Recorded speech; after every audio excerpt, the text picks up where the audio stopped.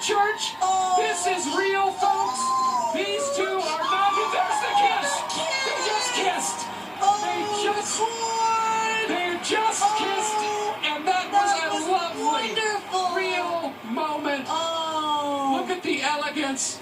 Wonderful stuff. She is stunning. And look at Harry. The dress is gorgeous. Madly in love. We saw the kiss at the top of the stairs. It was right there. Look at that train.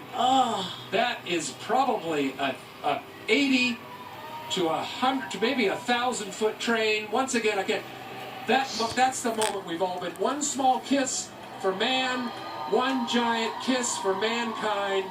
Do you believe in miracles? I do. And look at the way they look at one another, Cord. I mean, this is what the crowds have come here to see, and let me tell you, look at that crowd, they are loving it. This is wonderful. Cord, how much did you love that kiss? That was a K jeweler's kiss. Here we go. Every kiss begins with K. Keep it going. Every kiss begins with K. No. Every kiss begins with K. Wait, let's try to hold that. Here we go. Okay. Every kiss begins with K.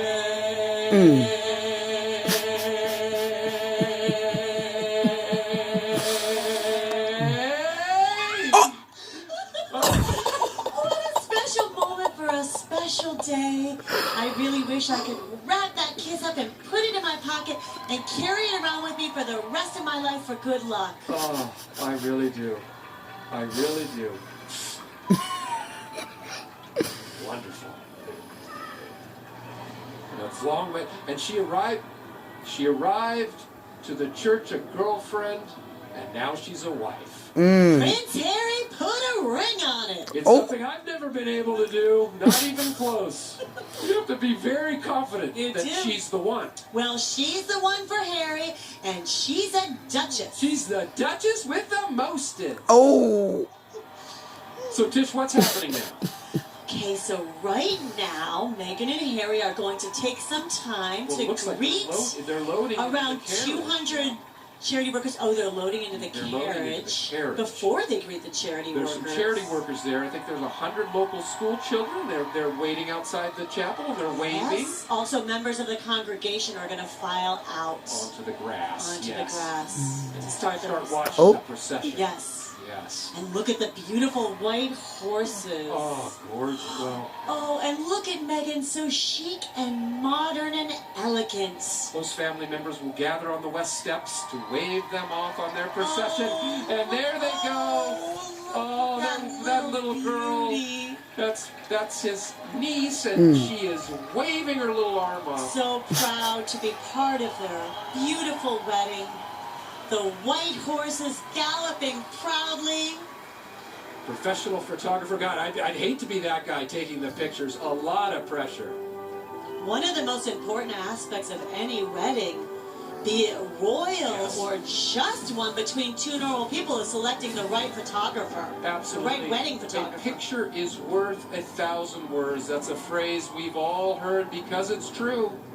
Well, did you know, Cord, that the royal wedding photographer is a gentleman by the name of Alex Lubomirsky? I did. He's fantastic. He's a major fashion photographer, and that is a real score for them to land. The well-known portrait photographer took Prince Harry and Meghan Markle's engagement pictures at Frogmore House in November. They were so happy with how they turned out that they asked them to shoot their big day. And they're going right by the Queen, who's wearing a wonderful electric green Lyman outfit. Simply terrific. They look so happy. And back to the photographer. I mean, you want to go with the best on the big day. You really do want to go with the best photographer. If I could stress one thing to people out there planning a wedding, make sure you hire a professional wedding photographer. My husband, Brent, God bless him. I love him with all my heart. I do. Guy. He thought we could save some money by having his cousin Reggie take our wedding photos. And let's just say that Tish's cousin Reggie is no Alexei Lubomirsky. No, he is not. unflattering low angles, overlit photos. He wasted 6 rolls of film just taking pictures of our wedding DJ. You were absolutely furious. I was. Justifiably so. So mad. You want to see a photo of me throwing my bouquet at my wedding court? I'd like to. Guess what? You can't because Reggie thought that would be a good time to go to the bathroom. Way to go, Reggie. You just blew it on every level. On the day I saw it happen, and I didn't want to say anything for fear of ruining your big day. Needless to say, I would never.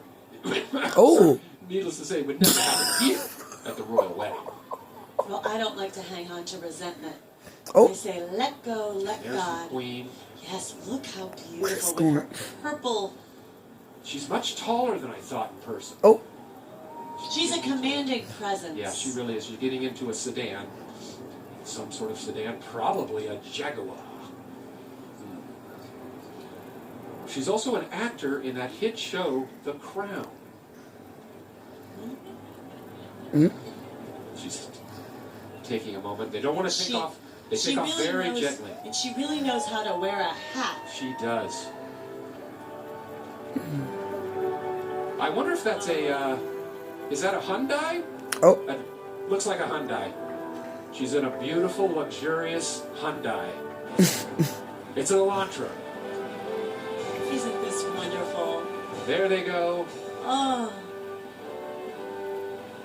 Traveling at, I would probably guess, 80 kilometers there. Really blitzing through that crowd. And you see her wave so gentle. So gently. Not overdoing it. Confident. Now, in England, the steering wheel's in the back seat, right? Is she driving? She drives. She drives from the back seat because she's the queen. Hey, she's a backseat driver. Then I don't care. You can say whatever. That's a literal backseat driver. Backseat driver.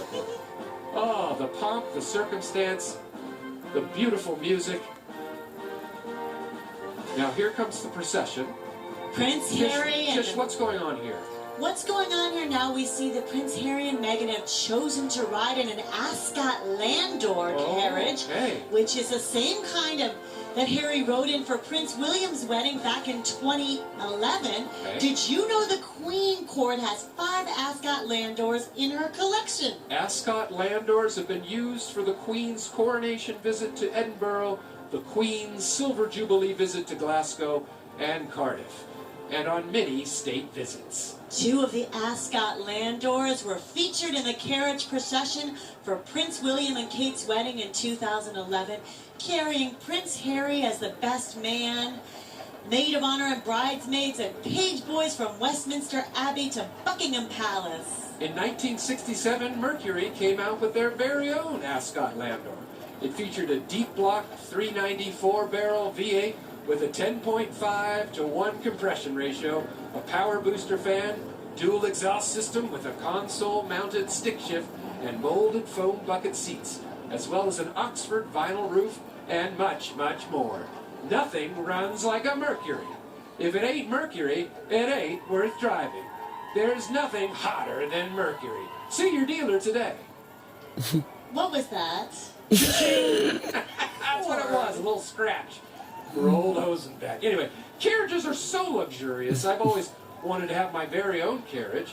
I actually installed 4 lanterns on the side of my Honda Element so it looked just like a real horseless carriage. It was pretty cool, but when I get that baby out on the highway, look out. Those lanterns, they just fly off. They went everywhere. Hot oil all over the world.